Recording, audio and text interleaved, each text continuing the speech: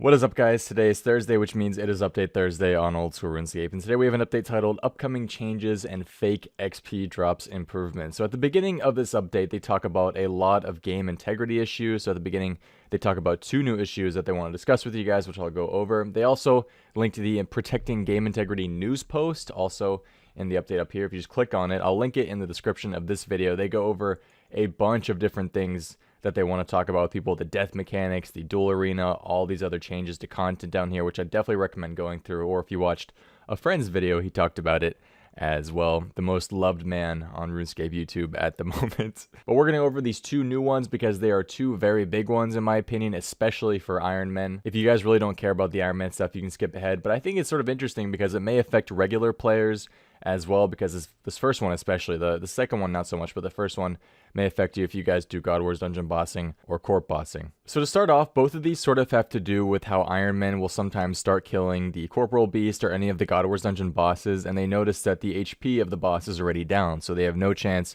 of getting the kill, and they sort of just wasted a bunch of time getting the kill count, or in this case, specking Corp down, and they can't actually get the loot of the boss if they ended up killing it. So for God Wars dungeon bosses, what they're thinking of doing is that when somebody teleports out of any of the boss rooms in God Wars, the boss, after a few seconds of realizing it hasn't been hit or there's nobody else in the room, the boss will actually reset. After a few seconds without any players in the room, provided the boss has taken some damage, it will reset and spawn again at the usual respawn rate. Now, I'm going to be honest with you guys, I've never been a huge fan of God Wars Dungeon. I find the bosses in there to be really great. Some of the bosses are pretty unique and the mechanics are pretty unique, and obviously the models and how they look are really fantastic compared to, other bosses on Old School, and the drops that they drop are great as well, don't get me wrong. Some of the drops that the God Wars Dungeon bosses will drop you are still some of the best in slot items on Old School, but I just hate the 40 kill count. That's the one thing that I despise about God Wars, is just getting the 40 kill count. And I know that you can get the ecumenical key in the wilderness, the resource dungeon thing these days too, but it's still an RNG drop. I think it's 1 in 20.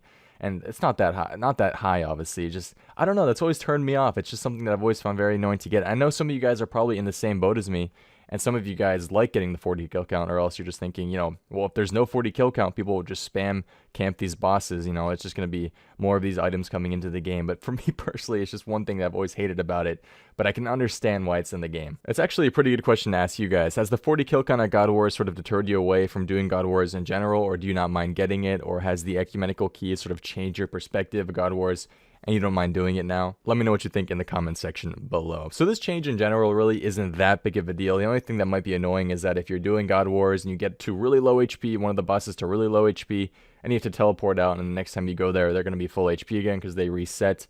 It's the only thing I can find that might be really annoying, but I guess for the better of the game, this change might be pretty good. The proposed changes to Corp, however, are a bit bigger and go a bit deeper. That's what she said. So they get many reports of Iron Men being griefed by other players whilst at the Corporal Beast.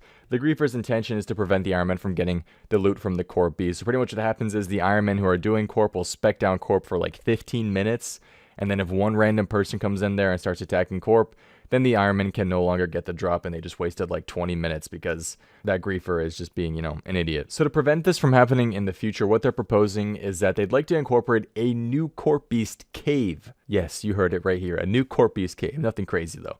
This new cave would only be accessible by Iron Men accounts with a combat level of 50 or higher. Iron Men below level 50 combat will still use the same cave as regular players. That means that any Iron Man with level 50 combat or higher will no longer be able to enter the same Corp Beast cave as regular players. However, all other cave functionality, including teleports, will remain the same. So Iron Men are getting a completely new cave if they are above level 50 combat, which means that the regular players who are griefing these other Iron Men can no longer grief these Iron Men because they can't even get into the same cave. I really don't see why this wouldn't pass. People who grief Iron Men at the Corporal Cave are complete lowlifes who have no place in the game, so I'm happy that the Iron Men are finally sort of having something go their way when it comes to Corp, because Corp in general is just, in my opinion, annoying to kill. The fact that Curtis killed like 6,060 or something before finally getting his Ellie is absolutely insane. So those are the two proposed changes for Iron Man for these two bosses. Let me know what you guys think in the comments below. Alright PKers, if you guys did make it this far into the video, it is now time for a potential update for you guys, and that is changes to Bounty Hunter and PvP world schedules. Now, what do you mean? How does a world have a schedule? Well, here is what they are proposing. World 318 is a UK world, which is the Bounty Hunter world. World 325 and World 392, which are the standard PvP worlds, are in the UK and Australia respectively, and then the high-risk PvP is on World 377, which is a US East world, and then there's also a new free-to-play PvP world coming out soon. Now, the two most popular of these worlds are World 318 and World 325, which are both in the UK. So if you guys are not located anywhere close to the United Kingdom, for example, us over here in the western part of the world, then you are probably going to be at a disadvantage when PKing. So what they're proposing, actually, which I find pretty interesting, is changes to where the worlds are actually located on a 2-weekly period. I had to read through this like 4 times to try to understand this, because I mean it's pretty simple. At the end of the day, what they're simply proposing is that they're going to change where these worlds are located. So for example, for 2 weeks, World 318 will be on a US world, and then a couple weeks later they're going to change it again back to UK world. So it's going to be completely changing throughout the year. If you guys like to better understand what they're pretty much proposing here, then you can read through this right here. Again, I will leave a link to this week's update in the description of this video, but pretty much simply put it, they're going to change where the worlds are located so people have a better chance to PK closer to where the servers are, depending on where they're located. Again, I don't know why this wouldn't pass. It seems like the best of both worlds for people, so looks pretty cool. Now let's get to the regular updates of the week, and we have more quality of life improvements that are still being added from the quality of life month that happened in February. The first one is the PJ timer used on PvP worlds has now been applied to bounty hunter worlds as well. Again, I don't really PK that much, so I don't really know how much it's going to affect people, but if you really wanted it, it's now in the game. Fake XP drops will now appear for Iron Men when attacking other players. We've also made the fake XP drops respect the grouping toggle from the XP drop setup menu, which they previously didn't do. So for all of you Iron Men PKers out there, I know there's a lot of you, you will now see XP drops when attacking other players. I know Kemq will be happy about that one. Any damage received during the Lunar Isle cutscene is now cleared when the cutscene ends. Upon completing the Chambers of Zarek, or aka raids, loot notifications are now able to support longer messages, so they can now describe a triple loot if you're lucky enough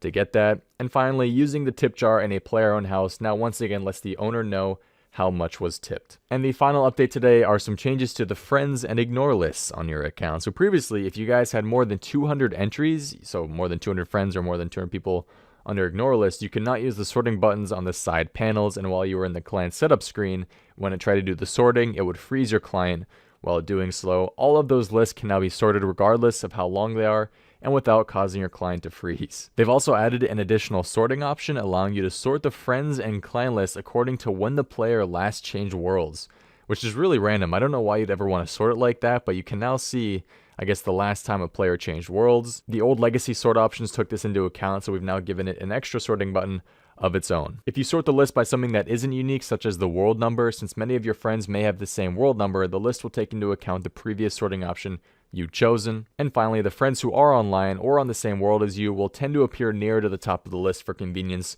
regardless of your other options. Now, something else that I'm hoping happens regarding clan chats and friends lists and ignore lists is hopefully the potential to change the requirements to enter into a friends chat and clan chat. I finally end up getting an answer from Chris Archie, or Jagex Archie, as you guys know him, regarding this issue, because as you guys know, CC spamming is a pretty big issue at the moment. He finally told me that it is on their list to potentially add into the future, so hopefully we'll see that added sometime soon. And finally today we have the in other news as well. So the first one here I read over like 4 times, and I had no idea what this word even meant until I finally looked it up. So the render order of plate body pauldrons has been adjusted to prevent clipping issues. This is what a pauldron is up here. It's like the top part of a plate body. You guys probably seen it in old Gladiator movies or something. I'm not really totally sure. Again, the only thing this really looks like on old school is a brasser to Varix, brasser to Brassard, however it's pronounced. And it doesn't even really look like that. So I'm really confused as to why they use that word. Please help me out here. Am I being stupid? Is my IQ 10? I don't know. Why did they choose that word, man? I don't even think that's ever been used once on RuneScape in the past. So please, guys, help me out. For you guys who do raids, the Chambers of Zarek previously required party leaders to have a kick rank in the channel. This has been changed to always require the rank of recruit instead, similar to the requirements for initiating a fight at Clan War, so that members of a channel may start a raid without necessarily needing the entrusted with kick privileges in the channel. Collectors and Barbarian Assault will now have their horn put in their inventory before their bag, rather than the other way around. Bird's Nest will now tend to appear above bird meat in the mini menu when picking up items. And finally, in demo mode, the Wildy Hard Diary task of killing a lava dragon and burying its bone on the Lava Dragon Isle now only requires killing a lava dragon, as they do not drop bones in Dead Man. That's it for today's video, guys. Thank you all for watching. Make sure to let me know what you guys think of today's updates in the comment section below, especially these first parts up here, because that is very discussion worthy. Thank you guys all for watching. Hope to see you next time. Have a good one, and peace. Wow.